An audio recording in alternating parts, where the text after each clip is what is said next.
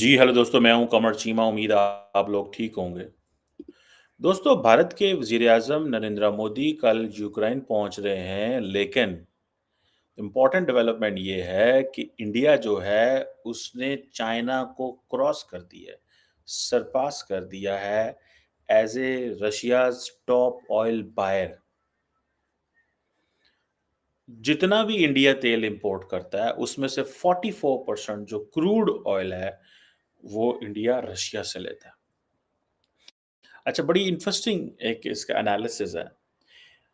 बहुत सारे जो वेस्टर्न थिंकर्स हैं, वो ये कहते हैं कि इंडिया ने बेसिकली वेस्टर्न ममालिक को बचा लिया है। इंडिया ना ही ऑयल इम्पोर्ट करता, इसको रिफाइन करता और वेस्ट को ना बेचता, तो क्या हालात होते? So in other words this is another angle to see this. So India ने चाइना को क्रॉस कर दिया। अब आप इमेजिन करें चाइना को कितना बड़ा ज़्यादा तेल चाहिए, लेकिन इंडिया ने चाइना को भी क्रॉस कर दिया है as the biggest importer of oil पिछले महीने जुलाई के अंदर। ठीक है जी। चाइनीज़ ने कम तेल जो है वो खरीदा है और इस वक़्त देखें इंडिया और चाइना मुकम्मल राइवल हैं, लेकिन रशिया से तेल लेना है। अमेरिका इंडिया पे तो बात कर सकता है कि तेल ना लो, चाइना को तो कुछ नहीं कह रहा। लेकिन इसके बावजूद इंडियंस जो हैं, वो तेल ले रहे हैं और 44% जो अपनी जो क्रूड ऑयल है, वो ले रहे हैं पिछले महीने। ठीक है जी। और हर हर महीने वो ज़्यादा तेल लिए जा रहे हैं, हर महीने वो ज़्यादा तेल लिए जा रहे हैं। हालाँकि कुछ अर्सा पहले ये आया था कि इंडिया की जो इम्पोर्ट है रशियन ऑयल की, वो ड्रॉप हो गई है। This is what they said और ये बातें चली थी, ठीक है? कि और जिसे कहेंगे ना पहले 40% तक जैसे मैंने 44% बताया, 40% तक भी जो है वो रहा है, 30% भी गया है, फिर बीच में 20% तक, 25% तक भी आ गया, ठीक है? लेकिन 22 से 2020 से ले 22 से लेके अभी तक कोई ऐसा मौका नहीं आया कि इंडिया की जो ऑयल इम्पोर्ट है, क्रूड ऑयल इम्पोर्ट है, वो 30% तक भी आई हो या 30% तक आई हो। इतना ज़्यादा इंडिया ने तेल इम्पोर्ट किया है। बहरहाल इसमें जो एनालिसिस हम करने जा रहे हैं वो ये है कि इंडिया जो है उसको एक चीज़ समझ आ गई है कि चाइना को पीछे छोड़ दिया है। इंडियन रिफाइनरीज़ जो हैं, वो रशियन तेल के पीछे भाग रही हैं और वेस्टर्न नेशंस ने बेशक सैंक्शंस लगाई हैं। इसमें बड़ा एक इम्पोर्टेंट आर्गुमेंट है, जो कि इंडिया देता है। इंडिया कहता है भई, जिस दिन रशिया ने यूक्रेन पे हमला किया था, क्या उसी दिन यूरोप ने ये फैसला कर लिया था आज से हम तेल नहीं लेंगे रशिया से? नहीं। उन्होंने कहा हमें कुछ टाइम चाहिए। तो इंडियंस कहते हैं कि अगर if this is a matter of principle तो आप यही थोड़े कह सकते हैं कि आज मैं अपने प्रिंसिपल नहीं बदलूँगा, मैं 6 महीने बाद अपने प्रिंसिपल बदलूँगा। सो आप आज तेल नहीं आज आप तेल ले रहे हैं, बेशक रशिया ने यूक्रेन पे हमला किया है, लेकिन अब 6 महीने बाद आप अपने प्रिंसिपल को चेंज करना चाह रहे हैं। आज आप चेंज करेंगे तो आपके ऊपर इकोनॉमिक हालात ख़राब होंगे, महँगाई होगी, इन्फ्लेशन होगी, तो वो कहते हैं कि हर मुल्क अपने नेशनल इंटरेस्ट में फ़ैसला करता है। सो यूरोप ने भी नेशनल इंटरेस्ट में फ़ैसला किया, सो इंडिया इस वक़्त पूरी आँखें दिखा रहा है भाई, ठीक है जी। इंडिया की जो रिक्वायरमेंट है वो ज़ाहिर बात है ऊपर से ऊपर हुई जा रही है और वो मुसलसल होगी। और इंडिया नहीं रुक रहा क्योंकि इंडिया को इस चीज़ का पता है कि हमने अगर ये तेल ना लिया तो हमारे लिए मसले-मसाइल बढ़ेंगे। आबादी बहुत ज़्यादा है यार, आबादी बहुत ज़्यादा है इंडिया की। इंडिया कहते हैं जी कि हम तो डेमोक्रेसी हैं, हम अपने वोटर्स को रिस्पॉन्सिबल हैं, हम किसी को रिस्पॉन्सिबल नहीं हैं। ये हरदीप सिंह पुरी साहब जो हैं, जो इंडिया के जो एनर्जी के मिनिस्टर हैं, ऑयल के जो हैं, वो अक्सर ये बात करते हैं कि हम अपने डेमोक्रेसी हैं। और हम मज़ीद तेल खरीदेंगे, हमें इस चीज़ से कोई गर्ज़ नहीं है, ठीक है जी। रशिया जो था, वो इंडिया का लार्जेस्ट सप्लायर ऑयल सप्लायर 2023 में भी था और मुझे लग रहा है 2024 में भी होगा, ठीक है? और वो नहीं रुकने वाले। अब सुनने में आ रहा है कि एक बीच में हालात ऐसे भी आए कि इंडिया ने रशिया से तेल लेना शुरू ब थोड़ा कम कर दिया, उसकी वजह शायद ये थी कि थोड़े से वेस्ट के प्रेशर की वजह से कम किया, फिर इराक वगैरह से और जगहों से लेना शुरू कर दिया इंडिया ने। लेकिन वो इंडियंस कहते हैं कि ये हम प्रेशर नहीं कर रहे, हम अपनी जो ऑयल इम्पोर्ट है उसको डाइवर्सिफ़ाई करते हैं जो बाकी ममालिक हैं। इंडिया तकरीबन 39 ममालिक से क्रूड ऑयल इम्पोर्ट करता है, 39, 39 ममालिक से क्रूड ऑयल इम्पोर्ट करता है इंडिया, ठीक है? तो वो कहते हैं कि हम क्यों हटेंगे? हम क्यों ना वो लें, हम हर मुल्क से लेंगे। सो ये चीज़ सामने आ रही है कि एक तरफ इंडिया जो है वो इस चीज़ में भी है कि हमें जैसे-तैसे जो भी है हमें अपनी जो सप्लाई लाइन है उसको डाइवर्सिफ़ाई करना है। सप्लाई लाइन सिर्फ़ ये नहीं है कि हम सिर्फ़ रशिया से लेंगे और किसी और से नहीं लेंगे। तो ये चीज़ दैट मेक्स द केस, ये एक ऐसा केस है जिसमें इंडियंस को ये समझ आए कि जो भी हो जाए या जैसे भी हो जाए, हमें अपने आप को किसी एक मुल्क के ऊपर डिपेंडेंट नहीं करना। अच्छी प्लानिंग है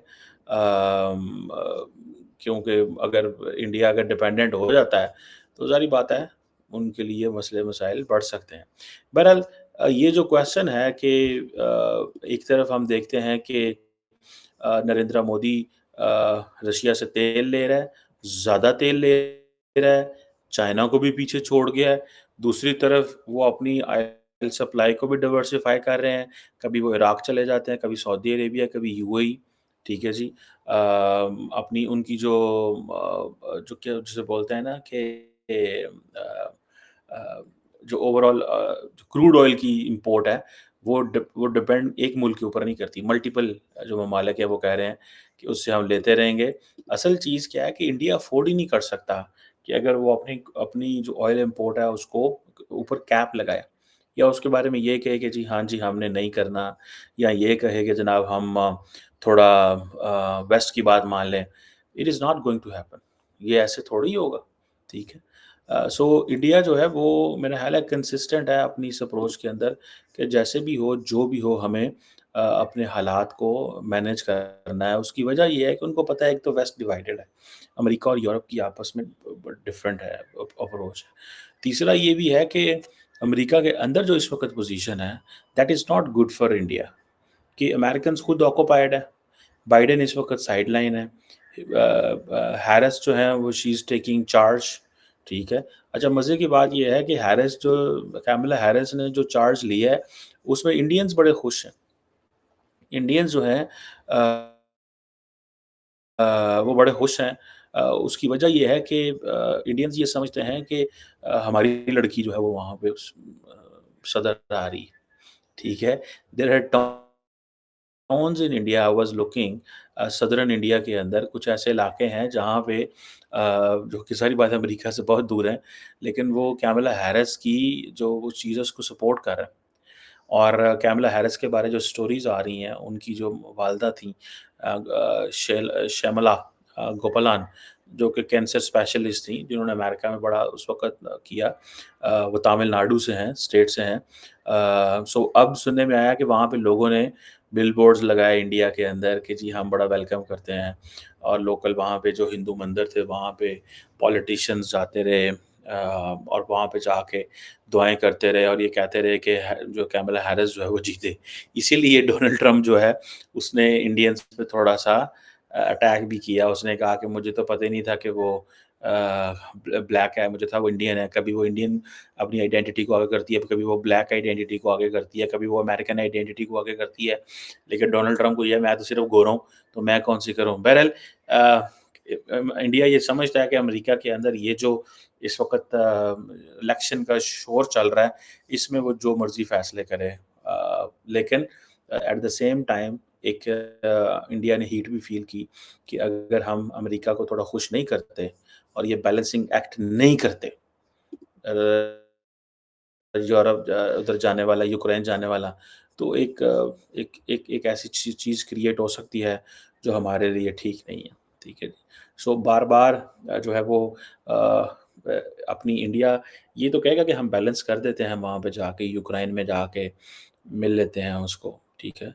क्योंकि देखिए, जो रशियन प्रेज़िडेंट है ना, वो बड़ा रुथलेस किस्म का प्रेज़िडेंट है। जिस दिन नरेंद्र मोदी मॉस्को पहुँचे, उसी दिन उन्होंने एक स्ट्राइक कर दी यूक्रेन के अंदर जिसमें 41 बच्चे मारे गए और सारे के सारे अमेरिका ने और वेस्ट ने उसके ऊपर कमेंट करना शुरू कर दिया देखो जी नरेंद्र मोदी उस वक़्त वहाँ पे चला गया जब वहाँ पे 41 बच्चे मारे गए, 41 बच्चे मार दिए, आज में। और आपको याद होगा कि ज पाकिस्तानी वज़ीर-ए-आज़म जो है, इमरान खान ने भी रशिया जाना था। और जब ये जंग शुरू हुई थी आई थिंक अप्रैल फरवरी कहीं 2022 में, तो उन्होंने यूरोप जाना था तो रशिया जाना था तो पता चला कि अमेरिकन्स ने ये कहा कि रशिया अटैक करने वाला यूक्रेन आप ना जाएँ। तो पाकिस्तानियों ने चेक किया, अपने सोर्सेज़ से तो पता चला कि नहीं हम नहीं करेंगे। लेकिन वो क्या हुआ कि जिस दिन पाकिस्तानी वज़ीर-ए-आज़म वहाँ पहुँचे, उस रात ही रशिया ने हमला कर दिया। तो अगले दिन जब रशिया से मुलाकात होने लगी थी सॉरी रूस के सदर से इमरान खान की मुलाकात होने लगी थी, तो that Imran Khan was the first international leader जो कि रशियन प्रेसिडेंट को मिला। उधर जंग शुरू कर दी है, उधर ग्लोबल लीडर मिल रहे हैं। ये ग्लोबल कन जो जो प्लेयर्स हैं वो आए हुए हैं और आके मॉस्को में मुलाकातें कर रहे हैं। सो उनको बड़ा वेस्ट को बुरा लगा, लेकिन रशियंस ने इसको बड़ा नॉर्मल एक्ट के तौर पे लिया। यही काम उन्होंने मोदी साहब के साथ किया कि आए और स्ट्राइक मारी और 41 बच्चे जो हैं वो मार दिए। तो जिस पे ज़ाहिर बात है बड़ा शोर वगैरह डाला। तो इंडिया उसको बेसिकली बैलेंस करना चाह रहा है। कि हम स्ट्रैटेजिक ऑटोनॉमी पे बिलीव करते हैं, उसी पे रहेंगे। हमारी पोज़ीशन वही है। हम तेल जैसे मैंने आपको बताया कि उधर मिलने गए हुए हैं यूक्रेन से, लेकिन चाइना को क्रॉस कर दिया है। चाइना को क्रॉस कर दिया है। सो ये चीज़ें जो हैं वो बताती हैं कि नरेंद्र मोदी, डॉक्टर जयशंकर, हरदीप सिंह पुरी, उसके बाद एनएस दोवल, ये सारे के सारे एक ही लाइन लेंथ पे काम कर रहे हैं and that is to look after India's national interest. उनके में इसमें कोई परवाह नहीं है उनको कि वो क्या कर रहे हैं, क्या नहीं कर रहे हैं, लेकिन थोड़े ऑप्टिक्स क्रिएट कर रहे हैं। ये जहाँ पे जाके सिर्फ़ ऑप्टिक्स क्रिएट कर रहे हैं। और वेस्ट ने पूरी कोशिश की कि आप रशिया के खिलाफ बोलें। आपको याद होगा जी-20 के में उन्होंने कहा कि जॉइंट कम्युनिके के हवाले में देखें, जो इंडिया के अंदर पिछले अक्टूबर में हुआ। उससे पहले जब इंडोनेशिया के अंदर जॉइंट कम्युनिके आने लगा जी-20 का, उस पे भी इंडिया ने लैंग्वेज पे एतराज़ किया और इंडिया की बात मानी गई। फिर अभी भी इंडिया की बात मानी गई। फिर अभी ये जो दौरा था नरेंद्र मोदी का, जो कि बड़ा इम्पोर्टेंट दौरा था। ये दौरा बेसिकली नरेंद्र मोदी अगर रशिया का ना करते, तो रशिया थोड़ा-सा जो है ना वो पीछे हट जाता। लेकिन मुझे ऐसा लगता है कि इंडियंस भी रुथलेस हैं। वो कोई परवाह नहीं करते कि बेशक उन्होंने प्रेसिडेंट पुतिन ने मुझे अपने घर बुलाया शाम को और वो घोड़े दिखाए हैं, घर में चाय पिलाई है, खाना खिलाया है। वो कोई इस चीज़ की परवाह नहीं करते, वो अपने न इंटरेस्ट को देखते हैं और इसमें मेरा ख़्याल है डॉक्टर जयशंकर की बड़ा पुश है। जयशंकर पुश करता है इन चीज़ों पे, वो कहता है ये सारी डिप्लोमैटिक चीज़ें हैं, ये सारे डिप्लोमैटिक जेस्चर्स हैं, डिप्लोमैटिक ओवरच्योर्स हैं। जो आप करते हैं इसमें कोई बहुत बड़ी लॉजिक नहीं है, इसमें इसमें ना जाएँ कि वो आपके साथ क्या प्यार कर रहे हैं, क्या लाड कर रहे हैं। आप stay focused to your interest, आपका जो इंटरेस्ट है उस पे फ़ोकस रखें। अगर आप इंटरेस्ट पे फ़ोकस नहीं करते तो फिर आप जो है वो आपके लिए परेशानी की बात है। सो वो अपने इंटरेस्ट पे जो है ना वो फ़ोकस कर रहे हैं और उनका इंटरेस्ट एक ही है कि कैसे इंडिया को सस्ता तेल देना है, कैसे इंडिया को रेलेवेंट रखना है। This is what they are working on. और मुझे तो मैं जो चीज़ समझा हूँ या मेरी जो एक अंडरस्टैंडिंग है वो यही है कि वो अपने सिर्फ़ और सिर्फ़ इंटरेस्ट को देख रहे हैं और उनको कोई इस चीज़ से गर्ज़ नहीं है कि क्या है और क्या नहीं है। सो लेट्स सी कि ये जो तेल के हवाले से इंडिया ने अपने आप को अपनी उस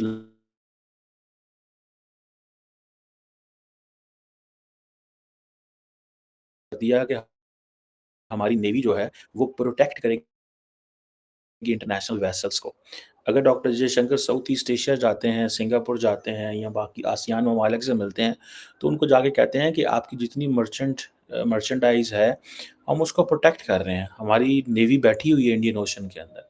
अच्छा, आपने एक चीज़ वैसे नोट की है, बेशक वो बैठी हुई है, लेकिन जैसे ही इलेक्शन हुए हैं, इंडियन नेवी की इवेंट खबरें कम आ रही हैं। कि फ़लाँ जगह पे वो उन्होंने रेस्क्यू जो है वो कम किया है। पहले हर रोज़ खबर आ रही होती थी, ईरानियों को प्रोटेक्ट किया, पाकिस्तानियों को बचाया, फ़लाँ को बचाया, अब नहीं खबर आती, ठीक है? शायद उस वक़्त कहीं न कहीं पे जो हुकूमत है, वो इसको एज़ अ पावर प्रोजेक्शन के तौर पे इस्तेमाल कर रही थी। अब आपको काफ़ी देर हो गए हैं, मैंने कभी नहीं सुना, जब से ये 2 माह हो गए हैं कि कभी इंडियन नेवी की कोई खबर आई हो और ये बात की गई हो कि इंडियन नेवी कर रही है। सो वो ये कह रहे हैं, इंडियंस कह रहे हैं कि हम अपनी जो है ना अपनी पावर प्रोजेक्शन करते रहेंगे, अपने नेशनल इंटरेस्ट को प्रमोट करते रहेंगे, हमें ऑयल चाहिए चाहिए। वो ईरान के पास भी गए हैं, वो यूएई के पास भी इसलिए जाते हैं, वो सऊदी अरब के पास भी इसलिए जाते हैं, वो रशिया के पास भी इसलिए जाते हैं बिकॉज़ उनको इस चीज़ का पता है कि अगर ऑयल की शॉर्टेज हुई, तो इंडिया के हालात क्या हो सकते हैं। Narendra Modi can be immediately unpopular, immediately with the shortage of oil, with the supply chain में खराब आती है, इमीडिएटली अनपॉपुलर हो सकता है और ये चीज़ें वो समझ जाएँ, सो इसीलिए वो कुछ ऐसा नहीं कर रहे।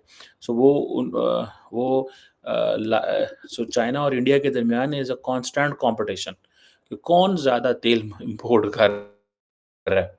चाइना और इंडिया दोनों मुसलसल एक कॉम्पिटिशन में लगे हुए हैं और वो कॉम्पिटिशन यही है कि हाँ जी, हमने तेल लेना ही लेना है और अपने लोगों को हमने फ़ायदा पहुँचाना है। लेट्स सी किस हद तक इंडियंस जाते हैं। मैं उस चीज़ को नोट करना करना चाहता हूँ, जो मैसेजिंग होगी यूक्रेन से। क्या वो जो मैसेजिंग है is is helpful for the western world और that messaging is helpful for Russia, या रशिया को डैमेज करना चाहेंगे। देखें, अमेरिकन्स ने ज़रूर यूक्रेनियंस को बताया होगा कि तुमने क्या बोलना है। अमेरिकन्स ने ज़रूर यूक्रेनियन प्रेसिडेंट को ये कहा होगा कि तुमने टफ लाइन लेनी है in the presence of Indian prime minister. अच्छा, मज़े की बात बताएँ, अगर जॉइंट प्रेस कॉन्फ्रेंस होती है ज़ेलेंस्की एंड मोदी की, इस जॉइंट प्रेस कॉन्फ्रेंस में ये चीज़ याद रखिएगा, ज़ेलेंस्की पड़ख से उड़ा देगा रशिया के, अनटिल एंड अनलेस कि इंडिया ने मैनेज ना किया हुआ, अनटिल एंड अनलेस। और वहाँ पे अगर जॉइंट प्रेस कॉन्फ्रेंस होती है, जॉइंट प्रेस कॉन्फ्रेंस होती है, तो जितना वेस्टर्न मीडिया बैठा हुआ है यूक्रेन के अंदर, वो सीएनएन, सीएनबीसी, फलान, ढिमकान, ये वो, ब्लूमबर्ग, रॉयटर्स, अल जज़ीरा, वो मोदी साहब से बड़े सख्त सवाल करेगा। ये भी आप देख लीजिएगा। मेरी असेसमेंट में जॉइंट प्रेस कॉन्फ्रेंस नहीं होगी कल, परसों। इंडिया नहीं जॉइंट प्रेस कॉन्फ्रेंस करेगा। अगर इंडिया ने जॉइंट प्रेस कॉन्फ्रेंस की, तो उसके कॉन्सिक्वेंसेज़ थोड़े से डिफरेंट हो जाएँगे और वो एक ऑप्टिक्स, उनको ये प्रॉब्लम नहीं है कि हमने नरेंद्र मोदी को टफ टाइम देना है। उनको ये प्रॉब्लम है कि नरेंद्र मोदी के सामने पुतिन को कैसे एम्बैरेस करना है। सो जो पुतिन एम्बैरेस होगा, वो उनकी जीत है। So they have to create optics out of all that situation.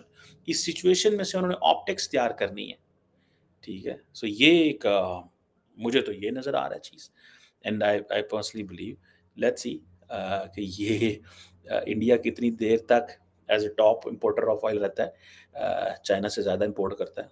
देखते हैं इसको।